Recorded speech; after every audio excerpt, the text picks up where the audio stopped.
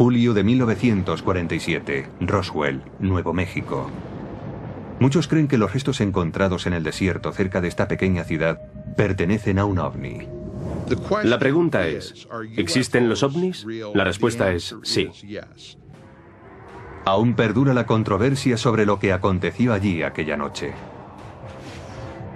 Un exoficial de inteligencia del ejército de los Estados Unidos ha contribuido a la polémica.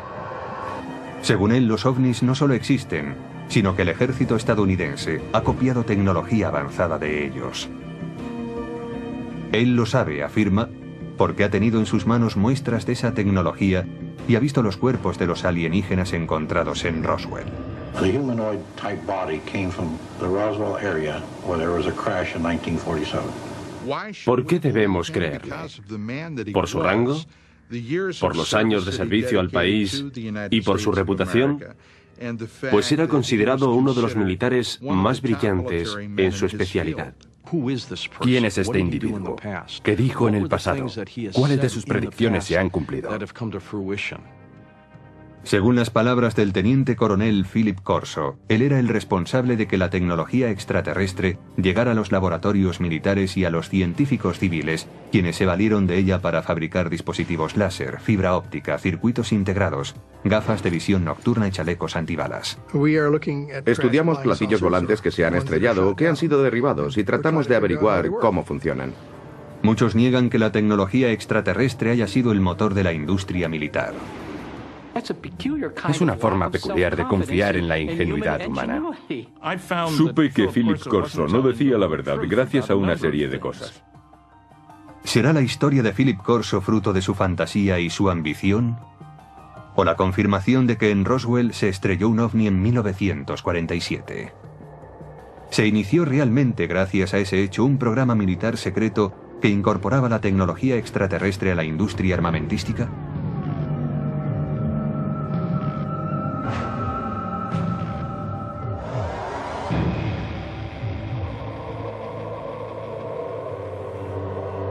El día después de Roswell. Verano de 1947. El oficial Philip Corso está de servicio en la base militar de Fort Riley, Kansas, cuando en una misión de patrulla encuentra algo que cuestiona los fundamentos de la historia. Corso era militar de carrera, un oficial muy respetado en los servicios de inteligencia, con capacidad de decisión en caso de guerra. Pero juró que en un edificio abandonado dentro de un cajón de embalaje se guardaba el cuerpo de un ser de otro planeta. Corso publicaría esta y otras revelaciones en un libro llamado El día después de Roswell, que se convertiría en un bestseller tras su publicación en 1997. 5 coroneles acudieron a una sesión de firma de libros y confirmaron que todo lo que mi padre había escrito era correcto. Corso murió en 1998. Pero los datos que reveló en su libro siguen suscitando polémica. A continuación, trataremos de analizar su carrera militar y sus sorprendentes declaraciones acerca de los ovnis.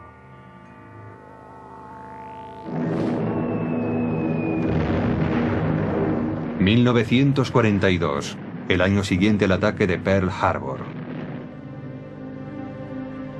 Philip Corso, un joven de una pequeña ciudad de Pensilvania, es reclutado por el ejército. Durante la Segunda Guerra Mundial se prepara como oficial de los servicios de inteligencia y después, a la edad de 29 años, trabajará en Roma. Su misión: descubrir y eliminar agentes soviéticos. Cuando el ejército de los Estados Unidos ocupó Roma, lo que quería era que el gobierno de la posguerra fuese un gobierno amigo, no un gobierno comunista. Corso desempeñaba una labor de responsabilidad. Se le consideraba un hombre con futuro. En abril de 1947, Corso vuelve a los Estados Unidos para seguir su preparación en el servicio de inteligencia del ejército en Fort Riley. 3 meses más tarde, en julio de 1947, llega la noche en que, según declara, tiene lugar el hallazgo que tanto le impresionó. Corso tiene 32 años y es el oficial de guardia aquella noche. La seguridad de la base está bajo su responsabilidad. Esa noche, Fort Riley bulle de actividad. Han llegado a la base de Kansas 5 camiones con los restos del misterioso accidente de una aeronave en Roswell, Nuevo México.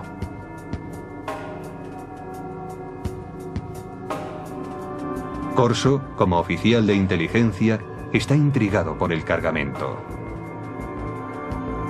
Y hacia las 11 de la noche, entra en el edificio donde se ha dejado la carga. Un policía militar le confiesa que ha mirado en uno de los cajones que formaba parte del cargamento y que no puede describir lo que ha visto. Entonces Corso decide mirar también. Y descubre una especie de ataúdes. Son pequeños, como ataúdes para niños. Intrigado, levanta la tapa de uno de ellos. It looked like a thin body and a humanoid with a sort of a big head on it and eyes, but not too long, and not the shape of it was not as wide, as I say, as our bodies are. Corso dice que aquel fue su primer encuentro con extraterrestres, pero que no sería el último, ni el más significativo. Más tarde, le serían confiados expedientes secretos y objetos de origen extraterrestre. Estos últimos, según él, provocarían una revolución tecnológica. Pero en 1947 acababa de empezar esta historia.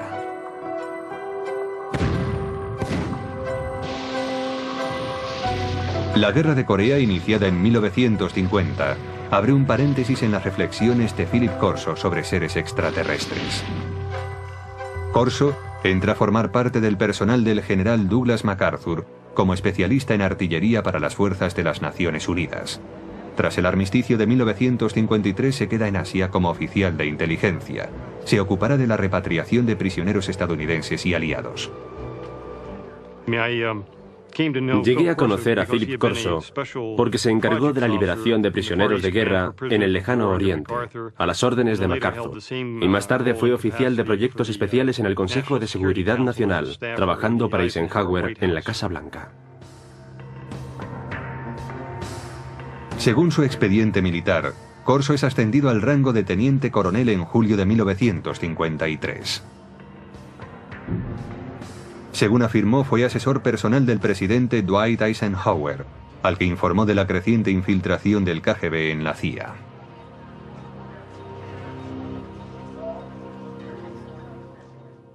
Y Corso se quejaba de esto ante Eisenhower en el Consejo de Seguridad Nacional.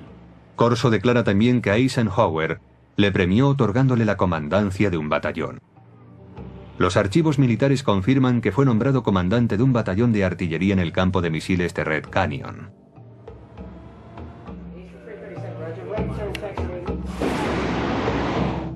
En octubre de aquel año, Corso está al mando de un batallón en Alemania Occidental, donde desarrolla nuevas estrategias de tiro para ataques nucleares. Allí demuestra que sabe cumplir órdenes, pero también demuestra que tiene iniciativa. Está al mando de una batería de armas nucleares. Si se hubiese declarado la guerra contra la Unión Soviética en los años 50, cuando Corso estaba en Alemania, él habría tenido autoridad para disparar armas nucleares. Pero cuando vuelve de Alemania, su carrera cambia totalmente de dirección. El brillante oficial de la inteligencia, intrépido cazador de espías enemigos y comandante de artillería con potestad para utilizar armamento nuclear, se convierte ahora en reservista de la Guardia Nacional. En octubre de 1960, Corso está prácticamente retirado. Es asesor a tiempo parcial en una base de la Guardia Nacional en Maryland. Se podría decir que alguien no estaba satisfecho con él. No tuvo la recompensa merecida. Pero algunos creen que Corso está siendo reservado para su cometido más importante y secreto. Hay una mano oculta que dirige su carrera. Es la mano de Arthur Trudeau. Philip Corso tiene un poderoso protector en el teniente general Arthur Trudeau. Graduado en West Point en la promoción de 1924, Trudeau es considerado un oficial progresista y admirador de la alta tecnología. En la época de la Guerra Fría es el primero en proponer una formación tecnológica para los oficiales de la inteligencia, y en 1958 es nombrado director del área de investigación y desarrollo del ejército. Cuando Trudeau tiene ocasión de nombrar a un adjunto, recurre a Corso, y así se inicia la etapa de este último en el área de investigación y desarrollo. General called me and said, "Don, establish Foreign Technology Division and you're the chief of it. And you got an office down next floor under me." Hasta ese momento de su carrera, la trayectoria de Corso en el ejército es fácilmente verificable examinando los archivos militares. Trabajó en el Pentágono. Allí estaba su despacho, así consta. Y lo hizo para el general Trudeau, que le conocía bien, de eso no hay duda. Pero desde que empezó su labor en el Pentágono, el rastro de su carrera es más difícil de seguir y también es más difícil confirmar sus declaraciones. Corso escribió que su trabajo en el Pentágono incluía el análisis de los avances militares extranjeros como el armamento para helicópteros desarrollado por los franceses o el caza de despegue y aterrizaje vertical del ejército británico. Dicha tecnología sería invertida por los estadounidenses. Los militares han desarrollado a lo largo de los años una serie de proyectos dirigidos a copiar dispositivos tecnológicos provenientes del extranjero. Así, una de las tareas de Corso era acceder a esa tecnología extranjera, como la francesa, e invertir su ingeniería. Si se descubría algo bueno, era incluido en los planes tecnológicos propios. Invertir la tecnología enemiga resultó algo habitual en la época de la Guerra Fría. Los soviéticos utilizaron los aviones Sabor capturados de los norteamericanos para invertir su tecnología, y los Estados Unidos utilizaron los MiGs capturados para invertir la ingeniería soviética. La tarea de Corso implicaba estudiar la tecnología extranjera, pero su trabajo cambiaría pronto. Poco después del 20 de julio de 1961, dice Corso, el general Trudeau le llama a su despacho y le adjudica una labor sorprendente: examinar la tecnología de la nave extraterrestre que se estrelló en Roswell, Nuevo México, en 1947.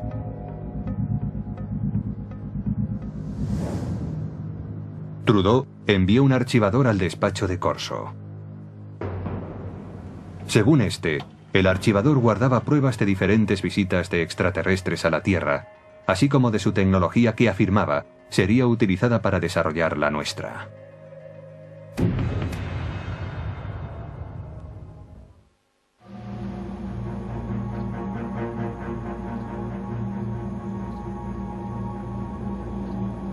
Philip Corso declaró que en 1947 él había visto los cuerpos de los extraterrestres cuyo ovni se había estrellado cerca de Roswell, Nuevo México. La descripción de Corso coincide con la de aquellos que se declararon testigos del accidente. Los alienígenas, según estos testigos, eran 4 pequeños seres humanoides, con manos de 4 dedos, piernas delgadas, una cabeza excesivamente grande y ojos en forma de almendra.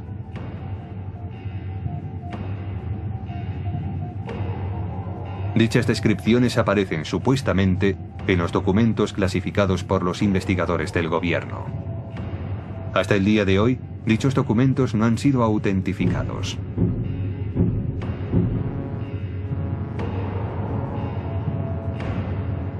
Corso insiste en que él nunca habló con nadie sobre lo que vio en Fort Riley. Pero en el verano de 1961, el entonces teniente coronel de 46 años es destinado a un proyecto del Pentágono que le obligará a recordar esa experiencia. Fue nombrado jefe de investigación y desarrollo del ejército, con oficina en el Pentágono. Una vez más, tenía un puesto de gran responsabilidad. Su meta, que la potencia militar de los Estados Unidos aventajara en decenas de años a la de los demás países.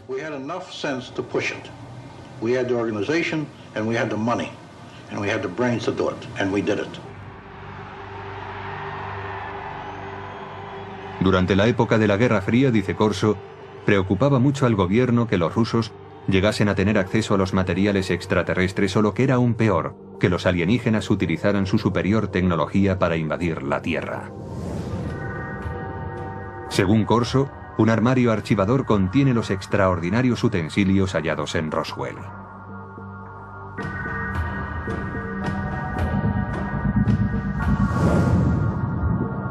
Un trozo de traje metálico superresistente.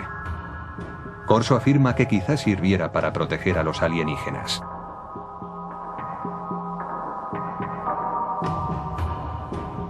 Un tubo que parece lanzar una potente luz roja. El teniente coronel piensa que podría ser un instrumento quirúrgico o un arma. Una corona para la cabeza que, según los informes militares, podría haberse usado para transmitir pensamientos o para guiar la nave espacial. Circuitos impresos en miniatura, posiblemente un microcircuito prefabricado.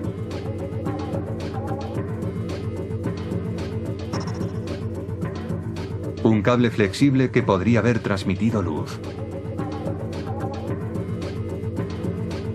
Y una lente para ver en la oscuridad, supuestamente extraída del ojo de un extraterrestre.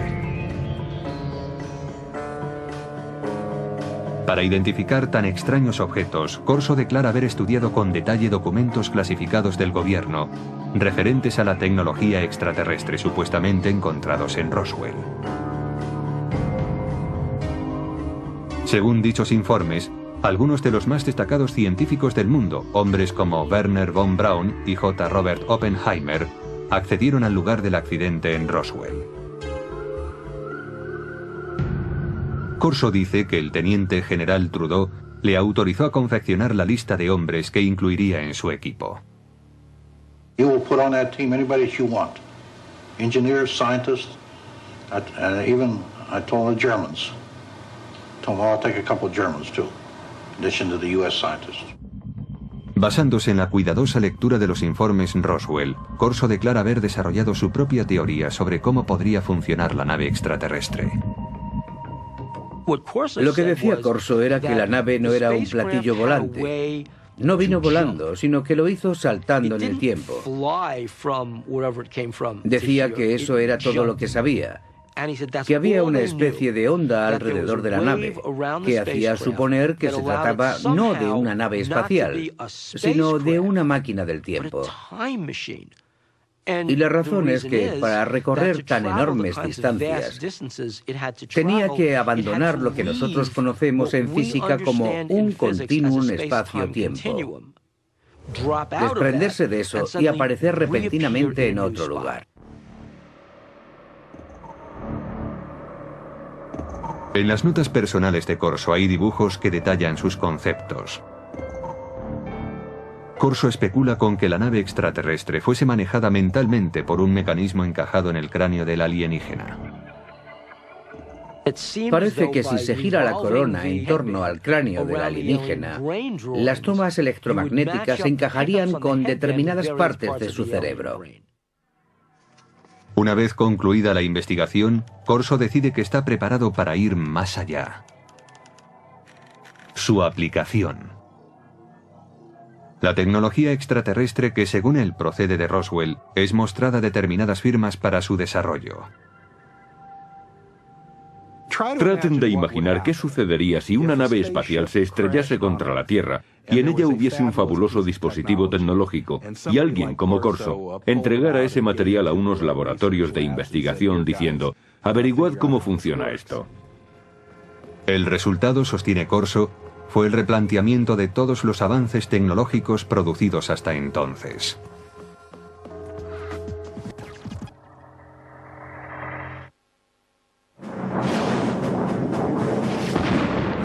En la década de 1960, la potencia militar estadounidense está plenamente entregada a la Guerra Fría. El teniente coronel Philip Corso quiere usar en su apoyo la tecnología extraterrestre. A finales del verano de 1961, empieza a ponerse en contacto con laboratorios de armamento militar para tratar la cuestión. Los laboratorios del ejército también tenían científicos civiles, y aunque tenía que permitirles el acceso al material clasificado, Phil Corso se sentía muy cómodo trabajando con científicos civiles. Además, todas las autorizaciones formales corrían a cargo de los laboratorios. En Estados Unidos existen numerosos laboratorios de alta tecnología donde científicos civiles trabajan en proyectos militares. Los Álamos, sede del proyecto Manhattan, quizás sea el más famoso. Pero en 1961, Fort Belvoir, en Virginia, desarrollaba en secreto un proyecto para conseguir la visión nocturna. Corso declara que este sería el primer laboratorio al que recurriría. Para que aquellos objetos fueran analizados debidamente, no podía llevarlos a un taller de reparación de radio. Debía llevarlos a algún lugar de suficientes garantías. Según Corso, los testigos de Roswell declararon que la nave extraterrestre usaba una tecnología muy avanzada que permitía la visión nocturna. Si alguien entraba en la nave y miraba hacia afuera, veía el exterior tan nítidamente como si fuese de día, aún en plena noche. También hay, según Corso, una lente extraída del ojo de un extraterrestre que tiene la propiedad de aumentar la intensidad de la luz. Nadie sabe relacionar ambas cosas, dice Corso, pero todo el mundo es consciente de su valor potencial. Corso mantiene que a finales del verano de 1961 muestra a los investigadores de Fort Belvoir la lente extraída del ojo del alienígena y, al parecer, otro tipo de tecnología para aumentar la intensidad de la luz, también hallado en la nave. Este es el tipo de tecnología que, aunque parece ser que ya se había empezado a desarrollar durante la Segunda Guerra Mundial, realmente avanzó en progresión geométrica en años posteriores. Ahora bien, ¿puede esto atribuirse a la tecnología hallada en Roswell? Según Corso, sí. Corso dice que no pudo desarrollarse el mecanismo de control mental. Su teoría era que solo podía funcionar con el cerebro de un extraterrestre. Pero este revés no impide el desarrollo de otro dispositivo. Un circuito impreso de sofisticado diseño. We also had a little charred chip. Small thing, maybe 3/8 of an inch square, 2 threads coming out, and a little window in the center with thin wires. These came from Roswell. We didn't know exactly the function of the integrated circuits, but we suspected that these were circuits, electrical circuits. Corso afirma que llevó el objeto a los laboratorios Bell, que habían desarrollado el transistor 14 años antes. Dice que los científicos del laboratorio consiguieron analizar y más tarde reproducir el microchip extraterrestre. ¿Qué pasaría si ocurriese algo así? Sucedería que en un corto espacio de tiempo el mundo se transformaría radicalmente. No hay duda de que a partir del desarrollo de los circuitos integrados a principios de los 60, el mundo se ha transformado. Se han hecho realidad dispositivos electrónicos desde el teléfono celular al ordenador portátil. El microchip de Roswell estaba dañado por el accidente, según dice Corso. Pero tiene en su poder otro objeto de los alienígenas, y este aparentemente funciona a la perfección. Él sabía por los informes que cuando aquel aparato se puso en funcionamiento, causó quemaduras sobre las superficies hacia las que fue enfocado. Los informes militares clasificados, según Corso, especulaban con que el dispositivo hallado en Roswell, aparentemente capaz de abrir agujeros en las paredes, era algún tipo de herramienta de corte, quizás usada en cirugía. En Aeronáutica Hughes, desde finales de los años 50 y hasta principios de los 60, los investigadores trabajaron en lo que serían los primeros de seguimiento y derribo para la aviación militar. Pero los ingenieros tuvieron problemas a la hora de diseñar un dispositivo práctico. Esto fue así, dice Corso, hasta que él les mostró la extraña herramienta de origen alienígena.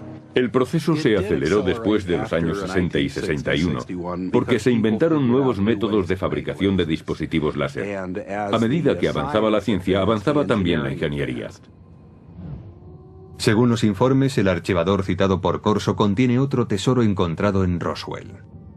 It was glass tubes. And they emitted different color lights. And those were sent to Bell Laboratories. From that was one of the greatest advancements I think we have today, came out in fiber optics. Muchos investigadores de ovnis mantienen la teoría de que la nave no tenía cables convencionales porque estaba dotada de cables de fibra óptica. Resulta que la transmisión de información mediante la luz era ya una tecnología conocida. Data de la época de uno de los pioneros del teléfono, Alexander Graham Bell, que hizo pruebas con un aparato que él llamó fotófono en 1880. Casi nadie ha oído hablar de él, pero muchos científicos de la época creían que el fotófono era un invento mucho más meritorio que el teléfono. El fotófono era una manera de transmitir la voz mediante un rayo de luz. La investigación instada por Corso determinó que la transmisión de datos por medio de la luz era inviable debido a que no se podía dirigir un rayo de luz con capacidad para desviarse al hallar un obstáculo. Pero Corso confiaba en que el dispositivo de Roswell podría contener la solución. Estudiaron aquella fibra de vidrio y vieron que la luz podía desviarse, es decir, podía trazar curvas. Llegaron a la conclusión de que aquello se debía al revestimiento del cable. Aquella era la clave para hacer funcionar la fibra óptica. Aunque el uso de la fibra óptica no se generalizó hasta los años 70, los investigadores de ovnis creen que el revestimiento del dispositivo extraterrestre, una capa externa que cubría la fibra conductora, es lo que posibilitó el avance de la fibra óptica en nuestro planeta. Corso también examina algunas fibras muy resistentes que, según los informes militares, proceden de los trajes de los alienígenas. The first thing of the fabric that amazed me was a thread that I couldn't cut with a razor blade. Just a thread. Corso ofrece en su libro una teoría referente a las fibras que componían el tejido de los trajes alienígenas. El cuerpo de los extraterrestres, posiblemente de materia más vulnerable, estaba protegido por la gran resistencia de un tejido que, en cierto modo, formaba un escudo. Y según Corso, no se vestían con él, sino que lo tejían a su alrededor. Es decir, lo hilaban como un capullo de seda. Corso se pregunta si estas fibras tan resistentes tendrían aplicación como material antibalas para ser usados por los cuerpos de seguridad y por el ejército.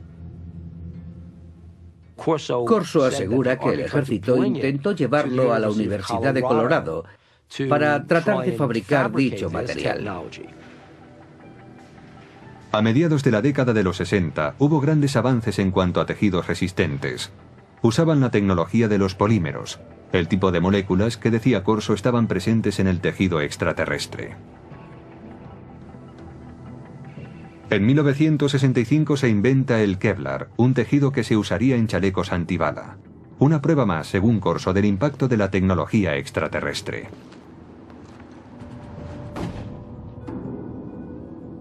Nadie niega que el periodo en que el teniente coronel trabajó en el Pentágono coincide con un periodo de gran desarrollo tecnológico en los Estados Unidos. Los defensores de Corso dicen que la tecnología alienígena tuvo mucho que ver, pero otros ven las cosas de un modo diferente.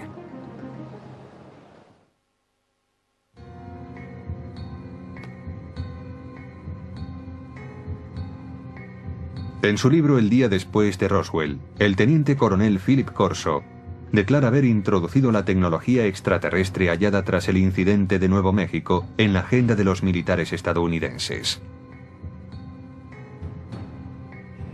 Pero otros afirman que los avances científicos de los años 60 no fueron obra de un héroe, ni se debieron a la ayuda extraterrestre. Resulta simpático pensar en un héroe que nos conduce a un mundo de avanzadas tecnologías adquiridas de platillos volantes. Pero después de trabajar en numerosos programas de investigación y desarrollo, puedo asegurar que no es esa la forma en la que avanza la tecnología. Por ejemplo, en un programa aeronáutico de propulsión nuclear, empleamos 3.500 personas, 1.100 de ellas eran ingenieros y científicos. Gastamos $100 millones al año.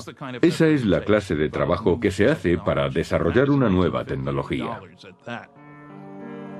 Dice Corso que el uso del láser pasó de la teoría a la práctica después de que los científicos examinaran el objeto encontrado entre los restos del accidente de Roswell.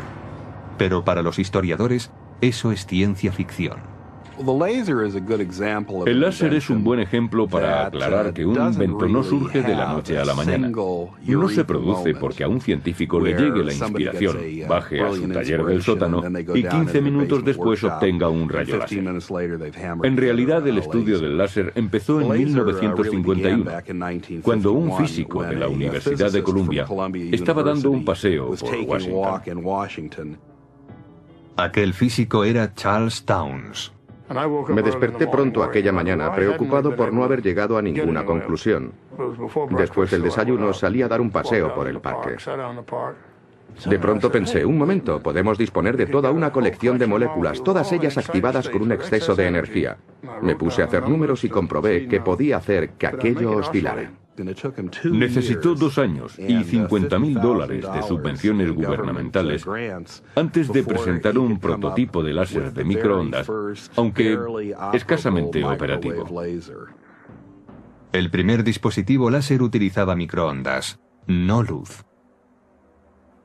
La versión emisora de luz no estuvo operativa hasta 1960, 9 años después de que el profesor Townes iniciara sus investigaciones. En cuanto a la aportación de los alienígenas...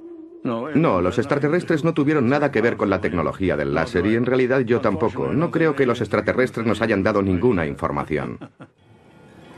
Mientras que el desarrollo del láser se produjo con lentitud, los circuitos integrados avanzaron rápidamente.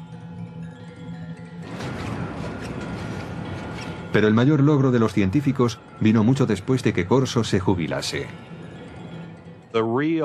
El verdadero avance tuvo lugar en 1971, cuando un hombre llamado Tim Hoff introdujo un microprocesador en una pieza de silicona, una computadora en un chip. Lo que sucede básicamente en un circuito integrado es que controlamos el flujo de electrones, o en ciertos casos, la ausencia de electrones. Ted Hoff, conocido como el arquitecto del microprocesador, empezó a trabajar con circuitos integrados en 1968. Hoff refuta la declaración de Corso según la cual un chip alienígena hallado tras el accidente de Roswell hizo posible una versión terrestre. En un accidente, se puede suponer que se han producido daños, y estos daños pueden hacer aún más difícil el análisis de un objeto. Incluso cuando se dispone del objeto, se necesita un contexto. Quien haya visto este objeto en aquellos días, sin un contexto en el que enmarcarlo, en otras palabras, sin saber para qué servía, tendría incluso menos posibilidades de entenderlo. Hoff dice además que para reproducir un circuito integrado, como Corso dice que se hizo en 1961, habría sido necesario un microscopio electrónico de exploración, el cual no se inventó hasta 1966. Incluso si se observan hoy en día estos objetos, su resolución es tal que los microscopios ópticos ordinarios no podrían apreciarla. Haría falta algo más sofisticado. No creo que en aquel tiempo nadie hubiese podido imaginar qué cosa era aquella. Philip Corso dice también que el cable de fibra óptica extraterrestre inspiró a los científicos. Pero los científicos no apoyan su afirmación, porque la fibra óptica requirió una confluencia de tecnologías que fueron apareciendo a lo largo de décadas. La idea empezó a ser realmente interesante en 1965, cuando el láser ya estaba disponible. Alguien supuso entonces que se podía dar un uso comercial a la fibra óptica. Y así, poco después, el proyecto fue abordado por un trío de inventores en Corning. Consiguieron por fin fabricar fibra óptica en 1970. La luz de un láser mejoraba la fuerza de la señal. El equipo de investigadores de Corning Glass creó una forma de sílice fundido. Este purísimo material de vidrio era capaz de transportar 65.000 veces más información que el hilo de cobre. La fibra óptica ya era algo interesante desde el punto de vista comercial, 10 años después de que Corso proclamara haber acelerado la tecnología. Ese fue el verdadero logro de Don Deck, Peter Schultz y Bob Maurer. Encontrar esa forma tan innovadora de fabricar vidrio. Corso declaró también que su secreto había inspirado un salto cuántico en la tecnología de la imagen. Pero los expertos afirman que la tecnología para convertir la noche en día también llevaba décadas desarrollándose. El proceso fue evolucionando paulatinamente. Había empezado allá por 1940, cuando se suministraron a los ejércitos aliados, en la Guerra del Pacífico, pantallas de radar con intensificación de imagen. El primer dispositivo de visión nocturna empleaba la formación de imágenes térmicas. Desarrollado por los alemanes durante la Segunda Guerra Mundial, convertía energía calorífica en un espectro visible usando una luz infrarroja y un receptor. Más tarde, a principios de los 60, William Spicer, un investigador del Departamento de Defensa, creó un mecanismo para la intensificación de la imagen.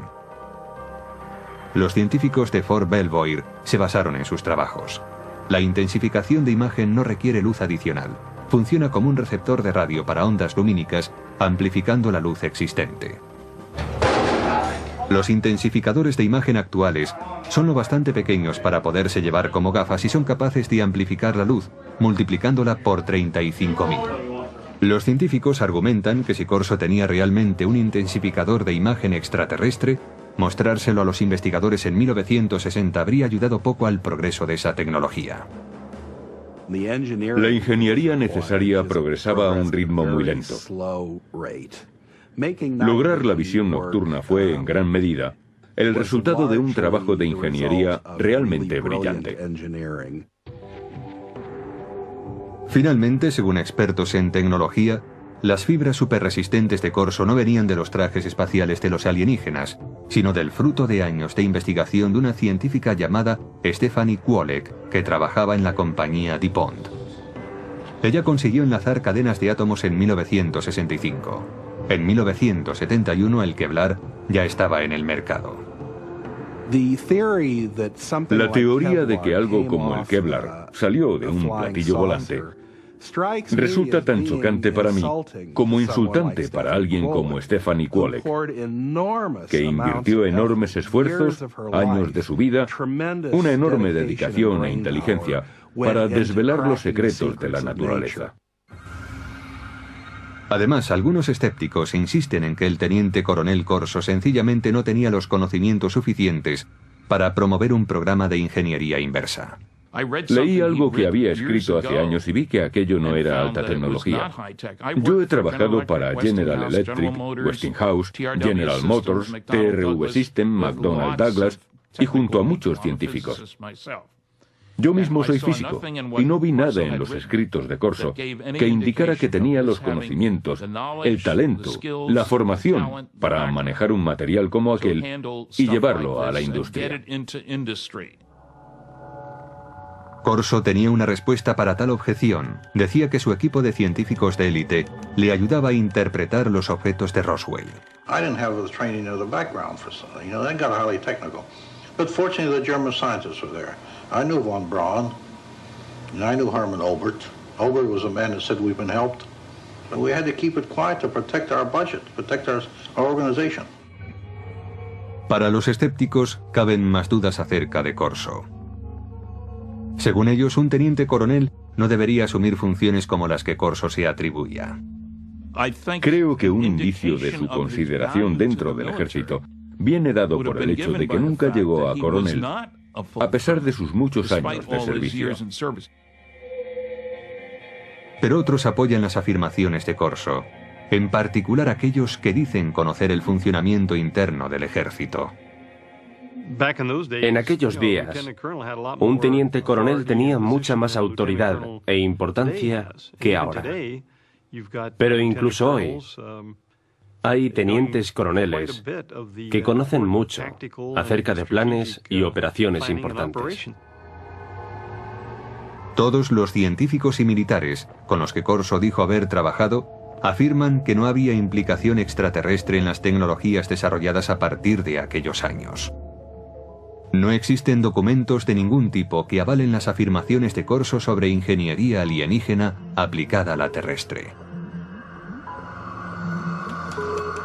Pero sus partidarios defienden que si no hay rastro de ningún documento, es por una razón.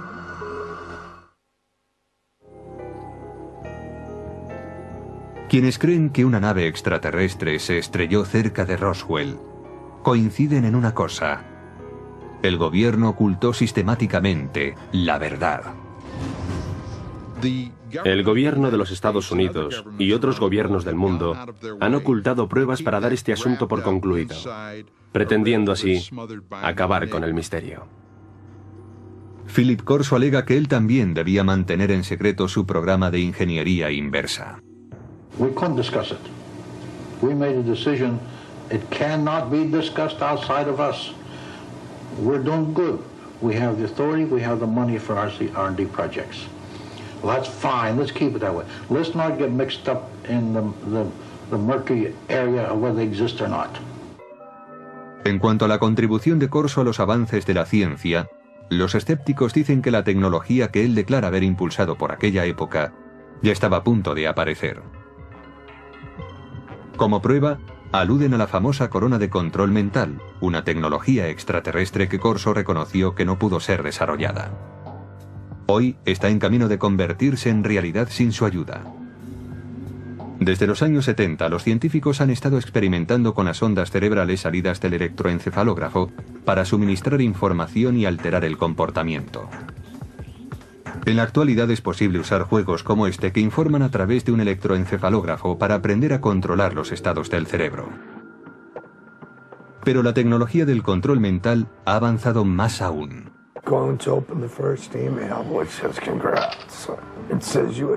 En 2004, la FDA autorizó a los investigadores para experimentar con unos diminutos implantes cerebrales diseñados para que las personas discapacitadas pudiesen controlar un ordenador con su pensamiento.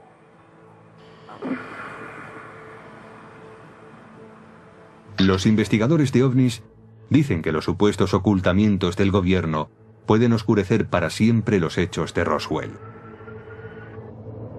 Y en consecuencia, oscurecer también la verdad sobre si la tecnología extraterrestre contribuyó al desarrollo de la fibra óptica, los tejidos superresistentes, el láser, los circuitos integrados o la intensificación de imágenes. Hay gente que cree que los extraterrestres intervinieron, por ejemplo, en el 3500 a.C. en Egipto, para ayudar a los egipcios a construir pirámides. Pero los egipcios del año 3500 a.C. eran muy capaces de poner un gran bloque de piedra encima de otro. Si los egipcios hubiesen desarrollado de repente teléfonos celulares o algo así, entonces yo diría, de acuerdo, aquí hay un invento. Pero no fue eso lo que hicieron. Aunque el teniente coronel Philip Corso pueda ser cuestionado, sus ideas hayan suscitado polémica y sus afirmaciones hayan sido consideradas como propias de la ciencia ficción, su aportación al mito de los ovnis y a las leyendas populares no puede ser ignorado. Los militares, el Pentágono, el gobierno de los Estados Unidos no dan ese tipo de autoridad a un incompetente. Este hombre estaba bien considerado y era muy respetado. At my age, what do I have to lose? I have to let my grandchildren and my children know this, because how long will I be around yet? And when I go, it goes with me. Debió de haber muchos días, muchos, en los que Philip Corso se preguntase, ¿por qué yo? ¿Por qué tengo esta información? Yo creo que eso es algo que le atormentó durante muchos años. Es muy difícil guardar un secreto así para uno mismo. Hasta hoy solo se ha contado el 10% de la historia, dijo mi padre. El resto es información clasificada.